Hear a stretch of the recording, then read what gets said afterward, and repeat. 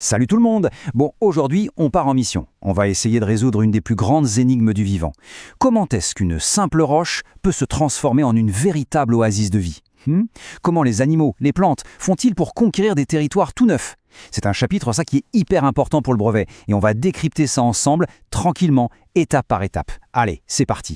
Alors regardez bien cette image, c'est l'île de Surtsey en Islande. Faut s'imaginer qu'en 1963, elle n'existait pas.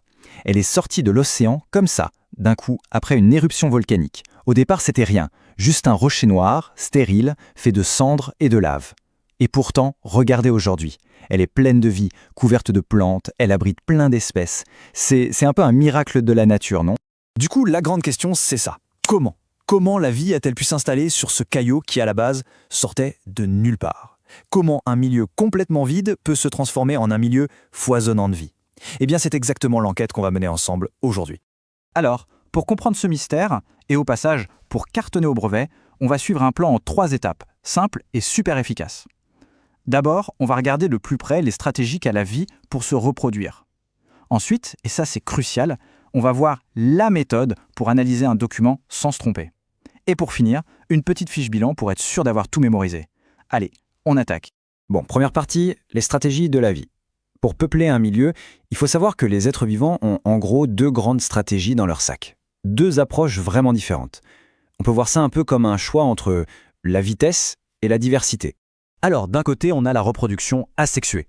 Ça, c'est la stratégie de la vitesse, de l'efficacité. Imaginez, un seul individu suffit pour en produire plein d'autres. Et ils sont tous identiques, ce sont des clones. C'est vraiment le copier-coller de la nature. Et de l'autre côté, on a la reproduction sexuée. Là, c'est plus lent, il faut souvent 2 partenaires, et surtout, le résultat est unique à chaque fois. Pourquoi? Parce qu'on mélange les gènes des parents. Ça crée de la diversité, des individus tous différents les uns des autres. C'est un peu comme si on battait un jeu de cartes avant de distribuer. On obtient toujours de nouvelles combinaisons. Et les exemples, on en a partout autour de nous. Prenez le fraisier, par exemple. Il envoie des petites tiges qui courent sur le sol, les stolons. Ces tiges s'enracinent et hop, ça donne un nouveau plant, qui est la copie conforme du premier. Ça, c'est du clonage, de la reproduction asexuée. Et juste à côté, on a le pissenlit. Lui, il fait des centaines de graines qui partent avec le vent. Chaque graine, elle, vient d'une reproduction sexuée. Elle donnera une plante avec ses propres caractéristiques, un peu différentes des autres. Du coup, on pourrait se demander, c'est quoi la meilleure stratégie? La rapide ou la diverse? Eh bien, la réponse, et ça c'est le point crucial à retenir, c'est que ça dépend du milieu. Quand les conditions sont parfaites, stables, favorables, la reproduction asexuée, c'est le top. Ça permet de coloniser un endroit très très vite. Mais imaginons que les conditions changent d'un coup. Une sécheresse, une maladie. Comme tous les individus sont des clones, ils sont tous vulnérables de la même manière. Et là, c'est la catastrophe. C'est dans ces moments-là que la reproduction sexuée devient super avantageuse. Grâce à la diversité qu'elle crée, il y a plus de chances que quelques individus aient les bonnes caractéristiques pour survivre et s'adapter. Et pour illustrer ça parfaitement, on a un exemple génial. Une petite algue qui s'appelle Chlamydomonas. Regardez bien son cycle. Quand tout va bien, quand les conditions sont favorables, elle fait quoi? Elle se divise, encore et encore. Reproduction asexuée à fond, elle colonise. Mais dès que le milieu devient hostile, paf, elle change de stratégie. Elle passe en mode reproduction sexuée. Elle va créer des cellules super résistantes qui peuvent attendre tranquillement que les conditions redeviennent bonnes. En fait, elle sait faire les deux. C'est plutôt malin, hein? Ok, donc là on a posé les bases. Les 2 stratégies, c'est compris. Maintenant, on passe à quelque chose de très concret. Comment on se sert de tout ça pour une question d'analyse de documents au brevet? Parce que c'est souvent là-dessus que ça se joue. Il y a une méthode en 3 temps, une sorte de recette magique qui marche à chaque fois. On va la voir ensemble. Et pour notre cas pratique, on va prendre un animal super intéressant, la méduse. Son cycle de vie est incroyable. Il faut savoir qu'elle passe par une phase où elle est fixée, comme une petite plante, on appelle ça un polype, et ce polype, il se reproduit par bourgeonnement, donc de manière asexuée. Il fabrique des petits clones. Ces clones finissent par se détacher, et là, ils deviennent les méduses qu'on connaît tous. Et ces méduses, elles se reproduisent de manière sexuée. Donc la méduse aussi, elle alterne les 2 stratégies. C'est un super exemple. Alors, mettons-nous en situation. Jour du brevet, on tombe sur un document comme ça. On a 2 graphiques. Il montre l'effet de la température et de la salinité sur la reproduction de la méduse. Et là, la question qui tue, montrer comment les conditions du milieu influencent la reproduction de la méduse. La première réaction, c'est parfois un petit coup de stress. Mais non, surtout pas de panique. On respire et on applique la méthode. Étape numéro 1, j'identifie. Ça veut dire qu'on prend 30 secondes juste pour lire les titres, les légendes, les axes. Qu'est-ce qu'on voit? À gauche, un graphique sur la température. À droite, un autre sur la salinité. Ok, on sait de quoi ça parle. Étape 2, je décris.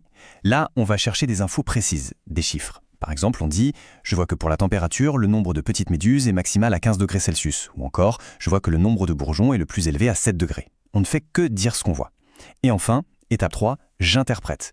C'est là qu'on connecte ce qu'on voit avec ce qu'on sait du cours. On peut dire « Le bourgeonnement, c'est de la reproduction asexuée, donc on peut en déduire qu'une température de 7 degrés favorise la reproduction asexuée de la méduse ». C'est ça, la logique. Et pour rédiger une réponse parfaite, il y a une formule magique, un trio gagnant. Je vois que, or je sais que, donc je conclus que. Ça structure la pensée et ça montre au correcteur qu'on a tout compris. Par exemple, ça donnerait « Je vois que, d'après le graphique, le nombre maximal de petites méduses est produit à 15 degrés.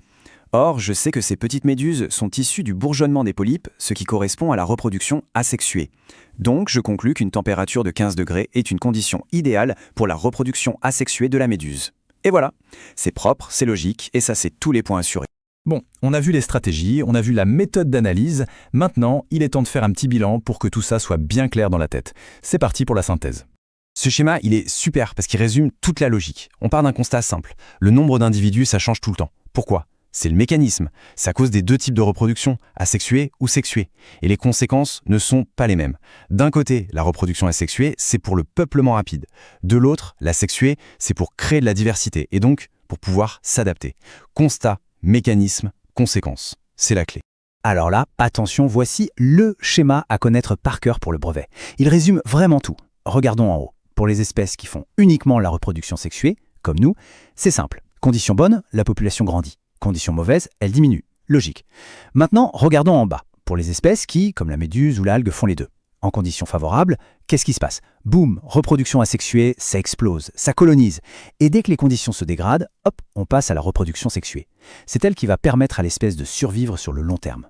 Ce schéma, c'est vraiment la synthèse de tout le chapitre. Allez, on arrive au bout. Dernière ligne droite. Pour être vraiment sûr d'avoir l'essentiel, voici une petite fiche brevet express. C'est le concentré de tout ce qu'il faut absolument avoir en tête. Alors, on retient 3 choses. Point numéro 1, les notions essentielles. Il y a 2 modes de reproduction, asexuée pour la vitesse, sexuée pour la diversité. Et c'est toujours le milieu qui influence le choix de la stratégie. Point numéro 2, l'erreur à éviter. C'est de penser que rapide veut dire mieux. Non, la reproduction sexuée est absolument cruciale pour l'adaptation des espèces. Sans elle, elle serait beaucoup trop fragile. Et enfin, le conseil méthodo en or massif. Pour analyser un document, on pense toujours à la structure. Je vois que, or je sais que, dont je conclus que. C'est un réflexe à avoir. Et pour finir, une petite question pour ouvrir la discussion. On parle beaucoup du changement climatique, les milieux qui changent super vite, les températures qui grimpent. Alors, avec tout ce qu'on vient de voir, il faut se demander, face à ces changements brutaux, quelle stratégie de reproduction semble la plus avantageuse pour l'avenir de la vie sur Terre? La vitesse des clones ou la diversité apportée par la reproduction sexuée? C'est une super question pour réfléchir et utiliser ce qu'on a appris. Voilà pour aujourd'hui, merci de l'attention et surtout, bonne révision.